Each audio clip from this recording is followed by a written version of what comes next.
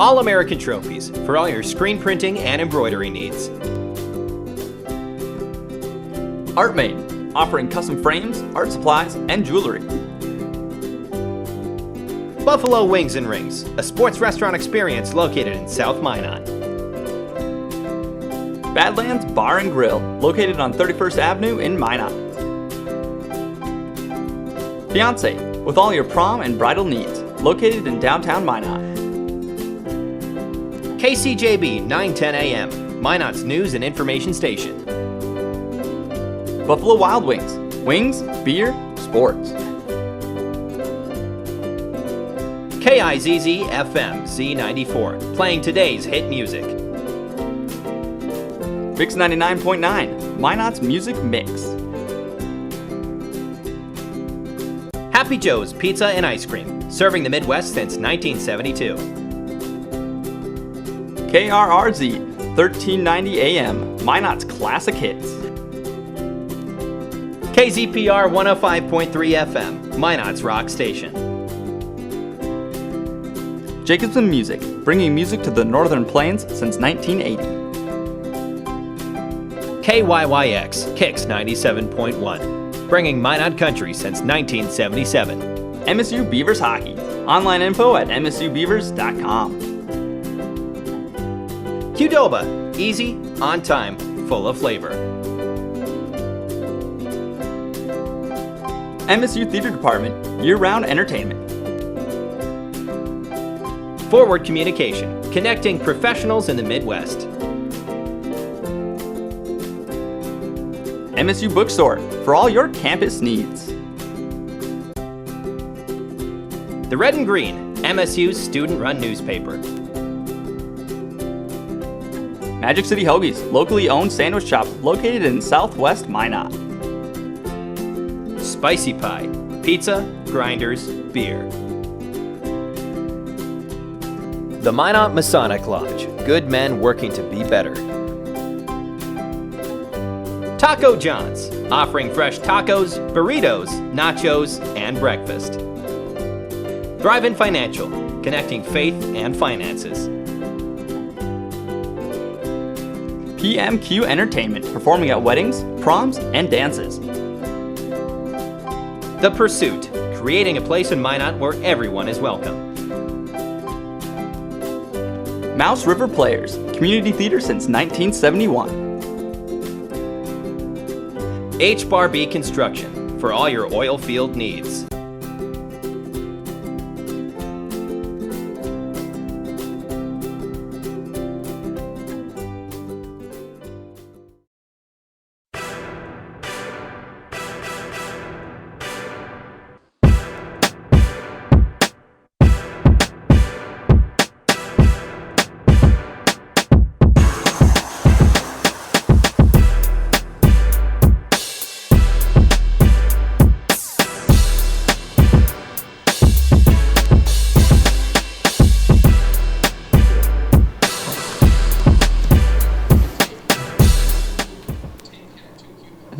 Good afternoon, welcome to this week's episode of Inside Out. I'm Lane Sarston. You may notice we're missing a face up here. Zach Bennett has unfortunately gotten sick and he will not be with us today.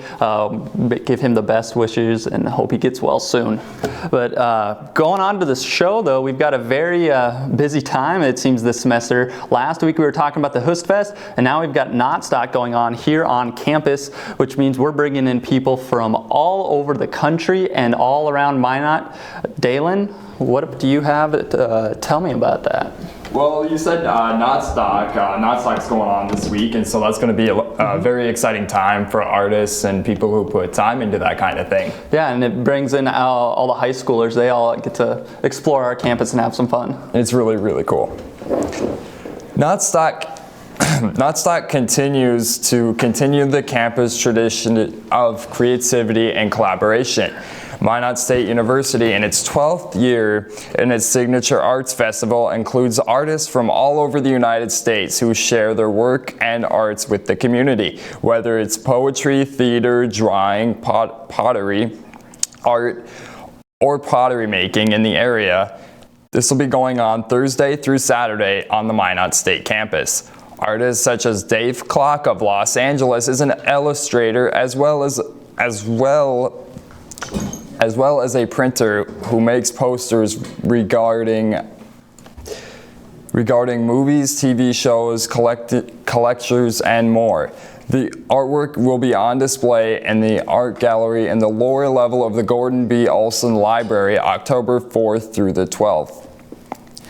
Just then at the artist tonight. Just then at the annual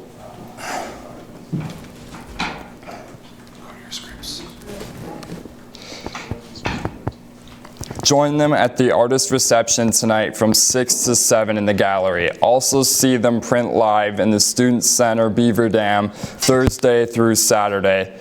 They will speak about their work tomorrow in Alshire Theater, and their posters and prints will be available for purchase at the event. North Dakota universities play a key role in preparing students for their careers after college. Through research and development, these same institutions work to turn ideas into products and businesses that have real impact in our state. University, local, and state officials brought the topic to Minot today.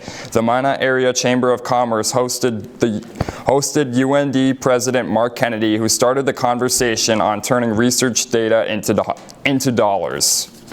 There are many reasons to love Minot State University, from the small class sizes and one-on-one availability of faculty and staff, to the facilities and resources open to all students, all combined to make Minot State an exciting and unique experience for Minot native Courtney Johnson. Johnson graduated from MSU in May with her undergraduate degree in communication disorders. She will be returning to MSU in pursuit of her master's degree and dreams of one day following in the footsteps of her professors and favorite advisor by returning to her alma mater to become an instructor. And Lane, speaking of Nutstock, we've actually got some special guests with us here today. Yeah, we do. We've got Dave and Ben here, both of these guys doing a great job, having some fun. I'm gonna just take over and we're gonna have a fun little conversation here, guys. Ooh. So you both mentioned earlier that it's your first year. What's that experience been for you so far?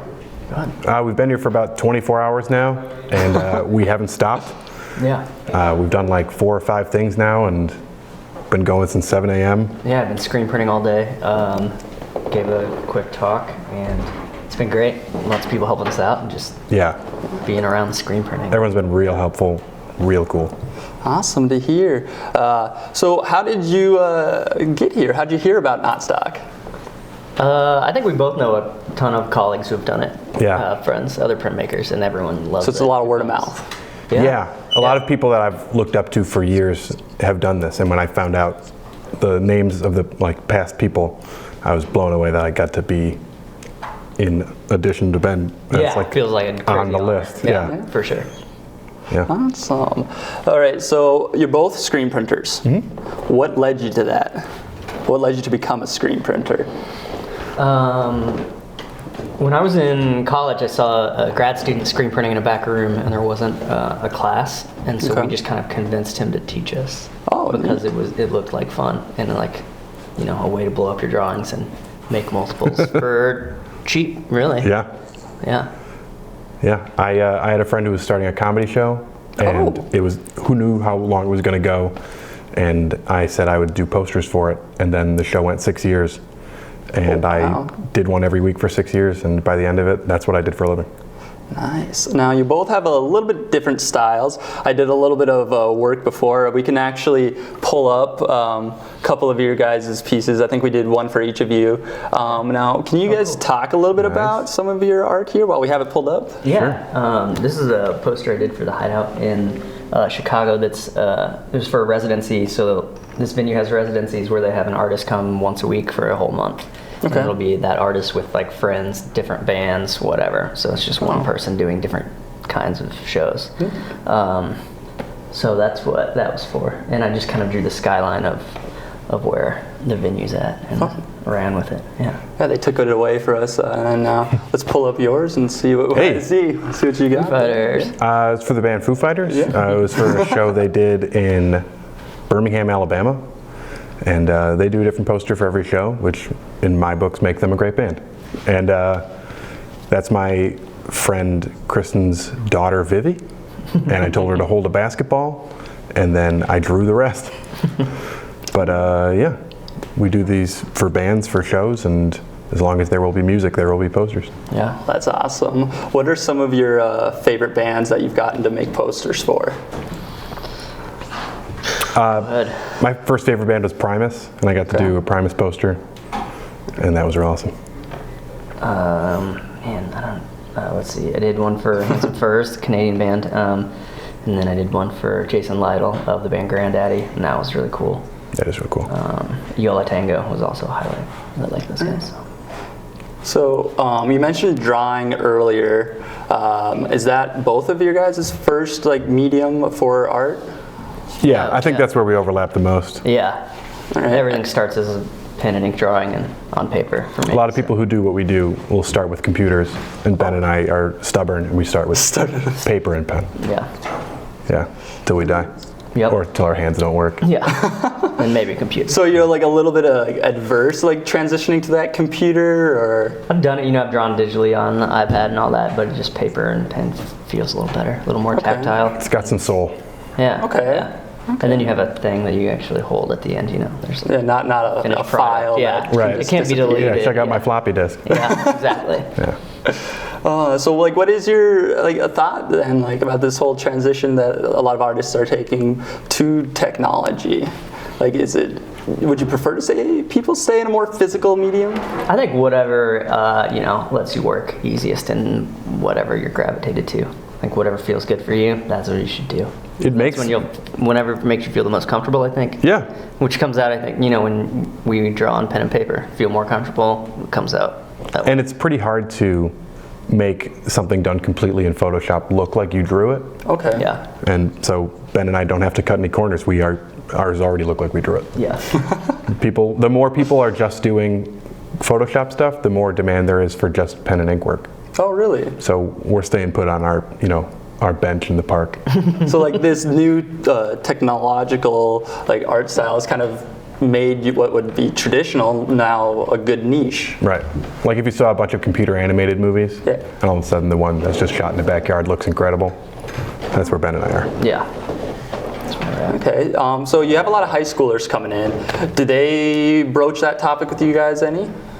They did a little bit. They asked about digital versus Yeah, they did. analog, because we use computers as the other steps in the process, coloring the images and preparing the files to screen print. So, there were some students who were curious about that and the process. So it was good to tell them, do whatever you want. How is it working with high school students? They're half our age, which is scary, because they're real people, and it doesn't seem like someone half our age could be a real person. I don't know. They don't know any of the bands that I've done work for because most of the bands don't exist anymore. You mentioned that one. I was like, I heard a girl. Someone said, "Oh, Foo Fighters. Do you know Nirvana?" And this girl went, "No." Oh, that's a shame. That's a shame. Yeah, I felt like a cold breeze blow past me.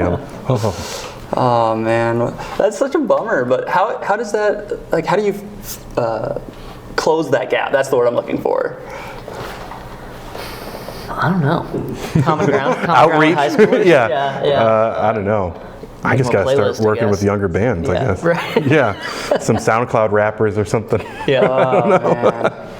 No, most of them knew. There was some overlap though. They knew some of the stuff we did. So. Yeah. Okay. Someone yelled out Decemberists. Yeah. Right. They knew some of the bands. Okay. One last question, real short. What is your favorite part about Knotstock so far? The people. Everyone's been so nice and enthusiastic. It's great to, I think a job where you work by yourself in a room most of the time, it's cool to do it out in front of people who are interested. Lori and Bill have been with us prepping this for months, and it's been great. Yeah. We don't feel shocked into it. Okay. We've been talking with everyone for a while. It's just nice to actually put faces to emails. All right, cool. And hang out. Alrighty, thank you very much. Again, guys, this is Dave Klock and Ben Klopik. Got to make sure I get that right. It's the Nailed easy it. pronunciation. Nailed Ben Klopik. All right, coming up when we come back, we'll be taking a look at hockey with Blake, and we've got some poetry going on in the new gallery that we have here on MSU, and Hannah's going to talk to us about some clouds. Whoa.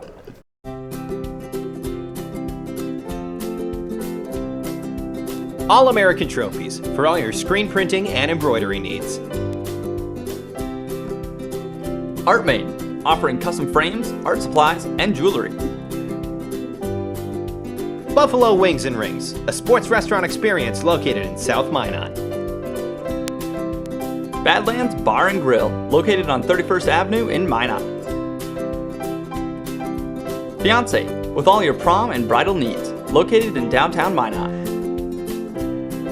KCJB 910 AM, Minot's news and information station. Buffalo Wild Wings, wings, beer, sports. KIZZ FM Z94, playing today's hit music. Fix 99.9, Minot's music mix. Happy Joe's Pizza and Ice Cream, serving the Midwest since 1972. KRRZ, 1390 AM, Minot's classic hits. KZPR 105.3 FM, Minot's rock station. Jacobson Music, bringing music to the Northern Plains since 1980. KYYX, Kicks 97.1, bringing Minot country since 1977. MSU Beavers Hockey, online info at msubeavers.com. Qdoba, easy, on time, full of flavor. MSU Theater Department, year-round entertainment. Forward Communication, connecting professionals in the Midwest. MSU Bookstore, for all your campus needs. The Red and Green, MSU's student-run newspaper. Magic City Hoagies, locally owned sandwich shop located in Southwest Minot. Spicy Pie, pizza, grinders, beer. The Minot Masonic Lodge, good men working to be better. Taco John's, offering fresh tacos, burritos, nachos, and breakfast.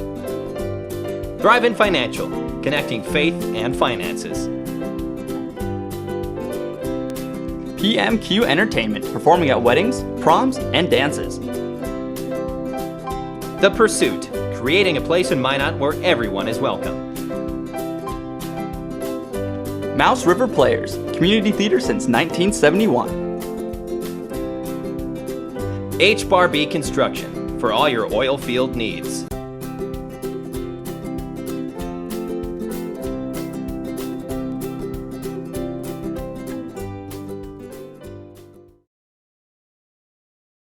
Ben Klopik. But coming on now in this segment, we've got some sports with Blake Friars. Blake, hockey, the home game's coming up here for Minot State Beavers. I'm looking forward to it. Yeah, for sure. You know, it's always a good atmosphere at the new Pepsi rink. Beautiful rink. They're in Jamestown tonight for the first of a home and home tomorrow against one of the best in-state rivals that Minot State has, and you know, it's good that Bismarck just got a team this year, so it's good to see Minot get some in-state rivals for sure. Yeah, I'm hoping Bismarck won't be too good because then I'm going to get torn because I grew up there. But for sure. The women's hockey team opened up their season with a 3-win sweep on the road in Colorado. The Beavers' offense exploded for 22 goals in 3 games. Last year's most valuable player picked up right where she left off. Mackenzie Balog had 5 goals and 10 points over the weekend, and the newest captain of the team, Sammy Jo Henry, had 8 points also. Shelby Tornado picked up 3 wins over the weekend, allowing only 3 goals. Beaver newcomers provided some depth scoring.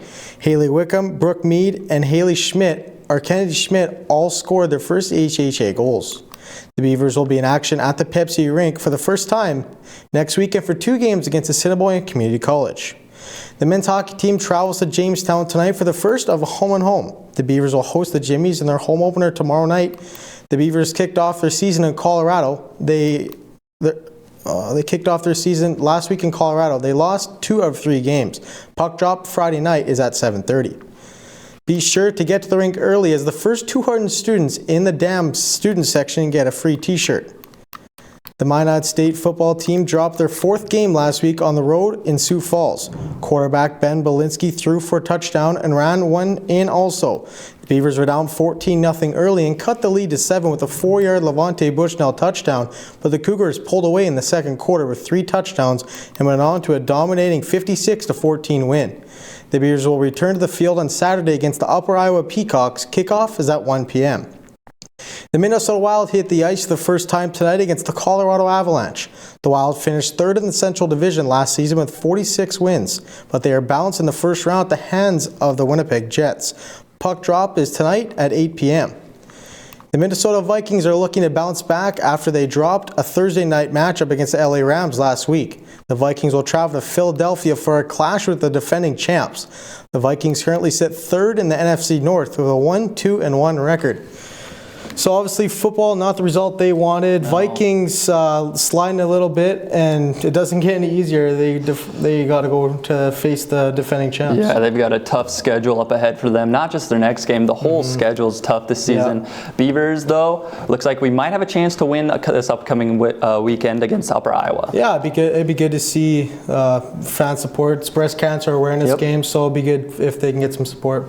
Yeah, we're going to take another quick break here, folks. When we come back, though, Hannah will have some weather for us.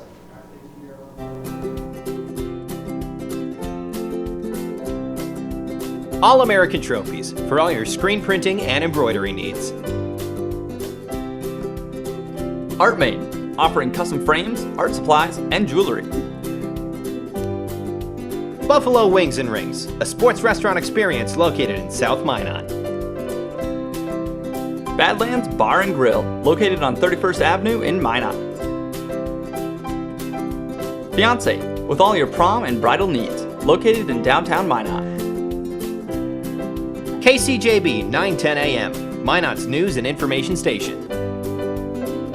Buffalo Wild Wings, wings, beer, sports. KIZZ FM Z94, playing today's hit music. Mix 99.9, Minot's music mix. Happy Joe's Pizza and Ice Cream, serving the Midwest since 1972. KRRZ, 1390 AM, Minot's classic hits. KZPR 105.3 FM, Minot's rock station. Jacobson Music, bringing music to the Northern Plains since 1980. KYYX, Kicks 97.1, bringing Minot country since 1977. MSU Beavers Hockey, online info at msubeavers.com. Qdoba, easy, on time, full of flavor. MSU Theater Department, year-round entertainment.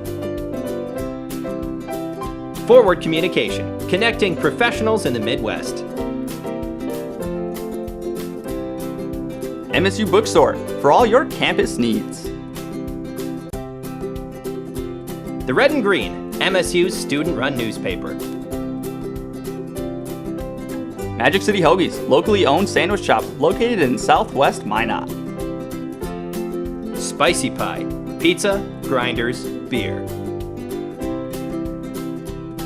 The Minot Masonic Lodge, good men working to be better. Taco John's, offering fresh tacos, burritos, nachos, and breakfast. Drive-In Financial, connecting faith and finances. PMQ Entertainment, performing at weddings, proms, and dances. The Pursuit, creating a place in Minot where everyone is welcome. Mouse River Players, community theater since 1971. H-Bar B Construction, for all your oil field needs.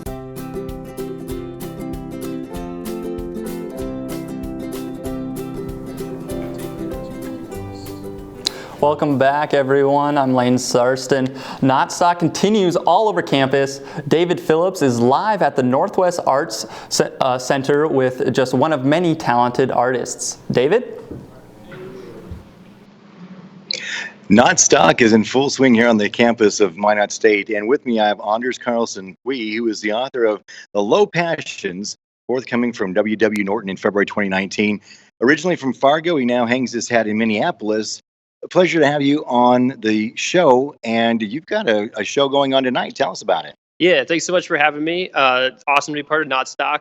Tonight I'll be reading some poems from my collection, The Low Passions, a lot about hopping freight trains. And actually the route that I'll be talking about was coming through Minot on the High Line, and also showing a film that my brother and I made about that trip. So the film will be going, read some poems, be a good night. Yeah. So did you personally hop the train with your brother? Yeah, we did numerous trips together, and this one trip in particular was a 4-day trip cross country. But yeah, it was a good time.